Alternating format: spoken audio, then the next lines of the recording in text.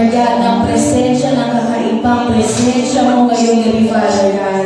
And Lord, we declare another vision, Lord God, panibago, Lord God, na plano, Lord God, na aming makita ngayong gabi, Father God, sa buhay namin. Lord, we want an open vision in this hour, Father God. Lord, gusto namin, Lord God, na makita namin malinaw, Lord, maranasan namin, Lord God, maramdaman namin, Lord God, na malinaw ang presensya mo ngayong oras na ito. And Father God, we declare an open heaven in this place. Holy Spirit, tumalik, just to touch the heart of everyone in this place at wala kang lalagpasan. Lord, we expect your presence tonight at alam ko mararanasan namin lahat yun. Angels of the Lord, we declare your assistant in this place. Lord God, tanggalin, Lord, lahat ng hindrances. Lord God, Lord, as we walk in your presence tonight, ikaw at ikaw ang mararanasan namin. Holy Spirit, fill our hearts. And Lord, gusto namin muli maranasan. Holy Spirit, we want again to feel your presence. Holy Spirit, ready our hearts, ready our mind. Kinitigyan ng bawat isa, open our mouth. Dahil gusto ka namin muli maranasan ngayong gabi ito. This is all unto you. Ikaw lamang, ikaw lamang, ikaw lamang ang dahilan kung bakit nandito kami ngayong gabi. Kaya Lord, we expect more and more of your presence. Lord, thank you. To you all the glory and honor in the mighty name of Jesus. Lahat ng blessed at nag-i-expect ng presensya ng Diyos ngayon. Magsabi ng Amen. Amen and Amen. Hallelujah. Yes, Holy Spirit, we invite you in this place. Holy Spirit, touch everyone in this place. As we start this service, gusto namin ihanda ang lugar na ito. Punong-puno ng presensya mo. Come on, church, open your mouth. Let's just release praises and worship. Yes, Lord, as we honor you, we glorify your name. Lord, we will praise you. We will sing a song. Paulit-ulit, Lord, hindi kami magsasawa. Purihin ka gamit ang bulangan ito. Hindi kami magsasawa sa pahinga gamit ang mga boses na to. Lord, hindi kami magsasawa sa iyo. But awit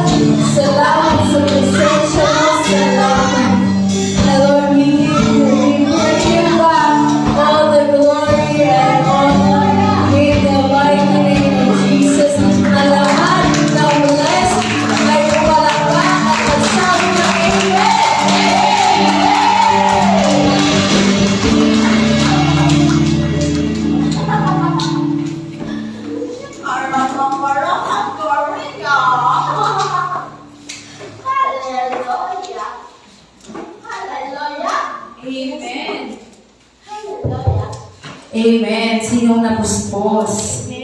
Amen. Nakita ko yung Holy Spirit na dumako kay Choy, parehas sila kay Pastor. Amen. Simula pa lang nararanasan na yung Holy Spirit kanina. Kaya, thank you, Lord, dahil sinamahan mo kami ngayong gabi. Amen. Sa malakas na palakpak para sa Lord. Amen. Hindi sayang yung pagpunta ni Sister Michelle ngayong araw na to. Amen. Kahit gabi-gabi nandito sila. Amen. So, tayo po muna ay manalangin. Igo po natin ang ating ulo. Yes, Lord, salamat po sa oras na to kung saan, Lord, pagbubulay-bulayan na lang po namin ang iyong mga salita. Patuloy, Lord, na itago mo ko sa iyong Quran at patuloy na pagpalain lahat ng mga salita mo na lalabas sa aking bibig. Lord, salamat, Ama, and let your presence be with us at mararanasan ka namin sa oras na ito. Mangusap ka, Ma. Ito po ang aming samod na langin sa matamis na pangalan ni Jesus. Amen. Amen. So, ano po yung pag-uusapan natin ngayong gabi? Ang pagbubulay-bulayan po natin ngayong gabi. So, paano ba natin makamit ang totoong tagumpay? Amen. So, ang totoong tagumpay po sa buhay ng bawat isa, hindi po natin makakamit na kahit sobrang naghihirap ka na ng kumayod, sobrang, alam mo yung parang mga nasa bukid na parang hindi pa nagkayod na. Pero kasawan pa hindi improvean di bawat mesa. Kasi ang isang bagay, hindi mo po kaya lagpasan ng isang tagumpay na wala ang Diyos sa buhay mo. Amen. So, ang totoong tagumpay po, hindi ito yung laging ikaw yung nasa first place. Ito po yung, hindi po ito yung pagtatapos sa karera na alam mo na ikaw na ang nanalo. Ito po yung kailangan isipin po natin na may Diyos sa buhay natin to bring us up to the finish line. Parang ang estudyante pag nag-aaral, hindi ka pwedeng magtatagumpay na hindi ka dumaan sa elementary, high school, hanggang college. Hindi pa yung nagtatapos, kailangan ka pang mag-board exam sa mga may board exam. So ang tagumpay, hindi po pwedeng lagpasan. Ang isang tagumpay mula na simula ka muna sa baba hanggang pataas. Pero lahat ng yun, hindi mo pa rin makakayanan kung wala ang Diyos sa buhay mo. Amen. So, kailangan po yung commitment natin sa Diyos to bring up to the finish line. Amen. So, kailangan po sa lahat ng oras, may Diyos sa buhay natin. Amen. So, ano pong sabi sa Jude 1:24? Now unto him who is able to keep him from stumbling and to presence blameless before God. So, yun po yung ginawa ng Panginoong Diyos na titiyakin po niya na yung pangakong kaligtasan ay totoo po sa mga taong nagtitiwala sa Kanya. Amen po? Amen. So, meron lang po akong key na dalawa para tayo po ay magtagumpay sa ating buhay. So, pinaka-first po na key is prayer. Sa lahat po ng bagay, unang-una, kung meron tayong hihilingin sa Diyos, siyempre gagaan natin yan ng prayer. And then after prayer, pag nag-pray po tayo sa Panginoon, kailangan po natin mag-obey. Kasi kahit po tayo nag-pray, kung hindi po tayo marunong sumunod sa Panginoon, hindi rin po partner na tayo ay magtagumpay. So, kailangan prayer and obey. Amen. So, ano ba itong pray and obey? Bakit ito yung isang susi ng pagtatagumpay sa buhay? Kasi once na may instruction ang Lord sa atin, kailangan po tuparin natin. Amen. So, parang na-amaze ako sa buhay ni Judith. Kasi mula nung naging born again siya, palagi niyang ipinaikwento sa akin. Laki-laki daw ng pinagbago ng buhay niya. Sabi ko, ngayon mo mapatunayan na napakabuti ng Lord pag yung commitment mo sa Lord is andun na. Amen. Meron pa siyang sabi sa akin na ang ganda daw ng feeling niya. Kasi parang tutuusin kasi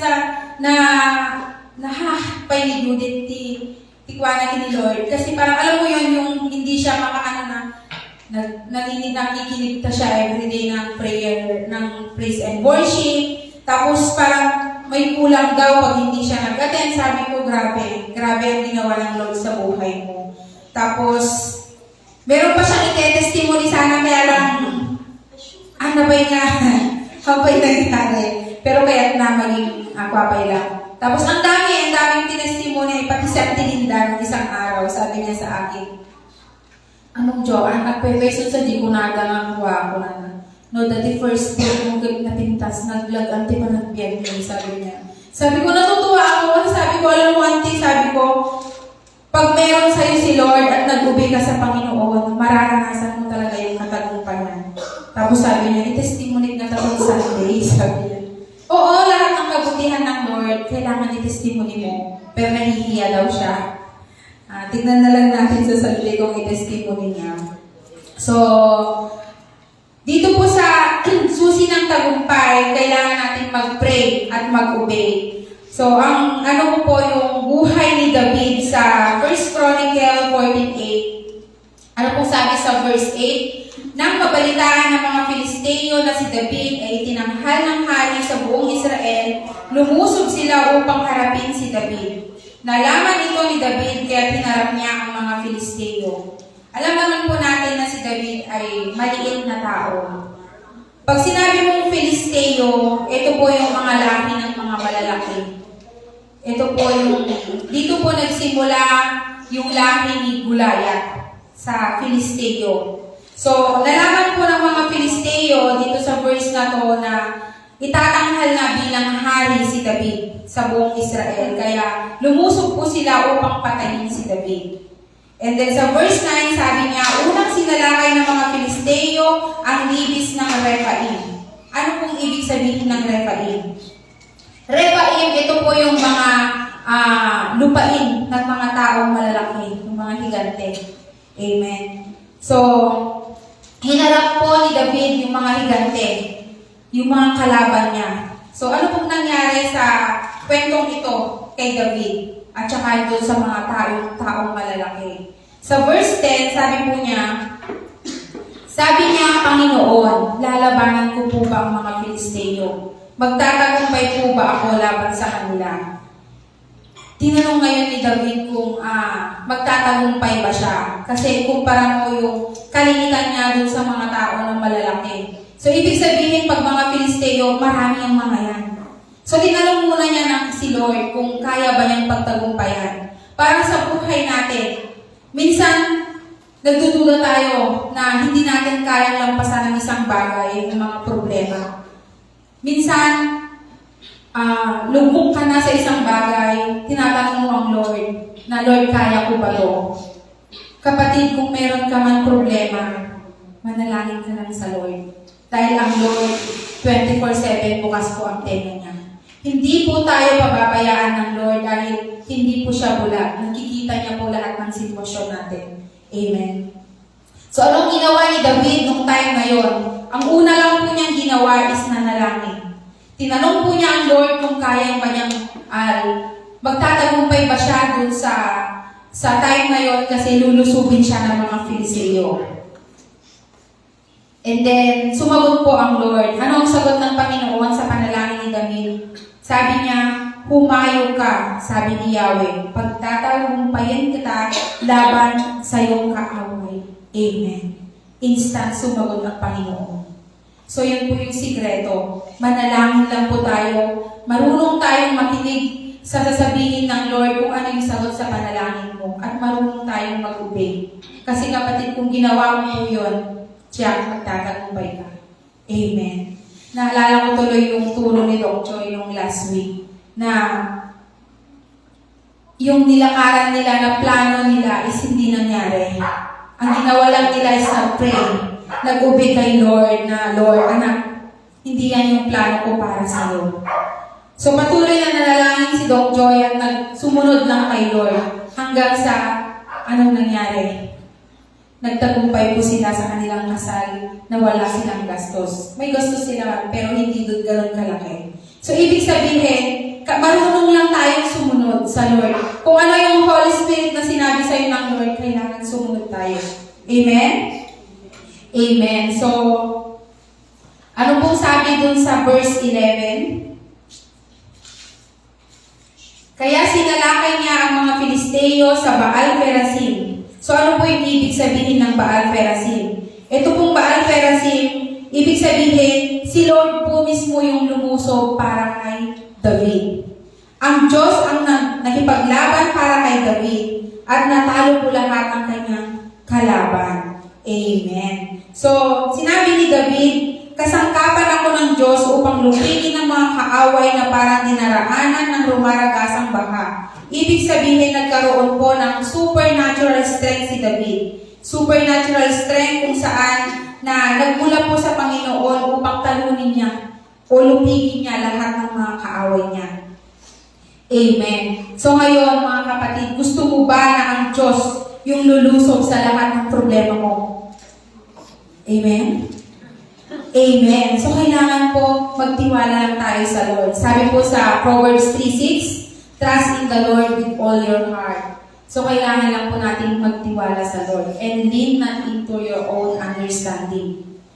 Acknowledge Him in all your ways and He will direct your path straight. Magtiwala lang po tayo sa Lord. At huwag po tayong manahan sa sarili nating karunungan dahil hindi po natin kaya kung wala ang Lord sa buhay natin.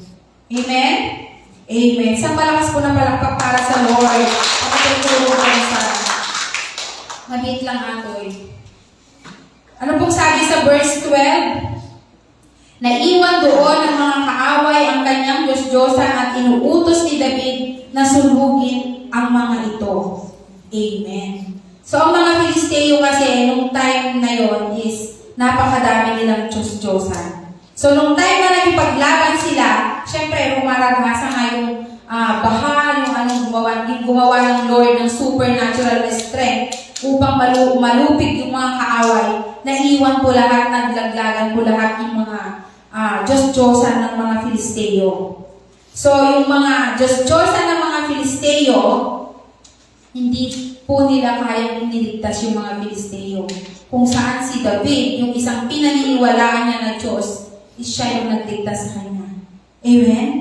Kaya po yung Diyos ni David ay siya rin pong Diyos natin ngayon. Kung saan kailangan tayong magtiwala sa Kanya dahil siya lang po ang unang-unang makakapagligtas sa buhay natin. Amen? Wala na pong iba, siya lang. Amen? So, 5 minutes lang ata, conclusion na ako. Amen. So, ano pong mapupulot natin dun sa aral na yon? Simple lang po. Ang mapupulot po natin sa aral na yon, yung si Goliath na napakalaki, siya po yung nagiging problema sa buhay ng bawat isa.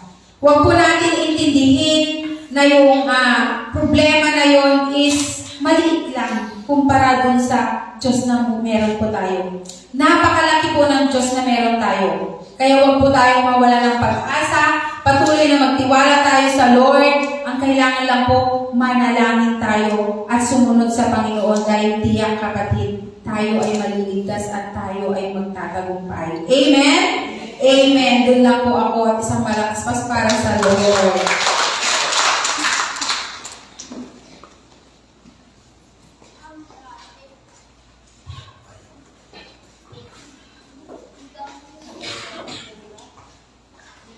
Amen. So, isa pa pong malakas na palakpak ang Sister Joanna. Tunay po na when you hear God's word, you have to obey. We must hear, then we must obey. Kasi useless po yung narinig natin ang salita ng Panginoon, pero hindi naman natin sinasagawa yun, useless. So, kailangan po, pag narinig natin ang salita ng Panginoon, yung dapat marunong po tayo sumunod. At huwag po natin tigasan yung ating mga puso. Amen. At ang Lord nangungusap po sa bawat isa sa atin. Amen. Talaga, araw-araw sa ating mga buhay, nakikita natin, every time na nagbabasa tayo ng kanyang salita, every time na naririnig natin ang salita ng Panginoon, ang banal na Espiritu ay patuloy na nangungusap sa atin. Amen. At Alam ko, bawat sa atin, bakit nandito ka ngayon, bakit kasama ka namin ngayon sa bahay panambahan ni Lord dahil kinausap ka ni Lord na umattend ng prayer meeting. Minsan, napakahirap po.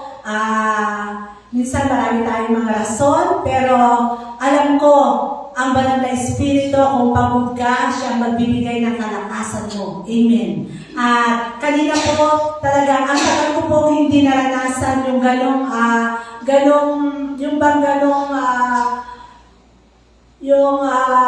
yung hindi ko, matagal kong hindi naranasan yung all laughter, matagal kong hindi naranasan yung mapuspos, yung mag-clap ng hands na talagang hindi mo makontrol yung pagpalakpak mo sa Panginoon.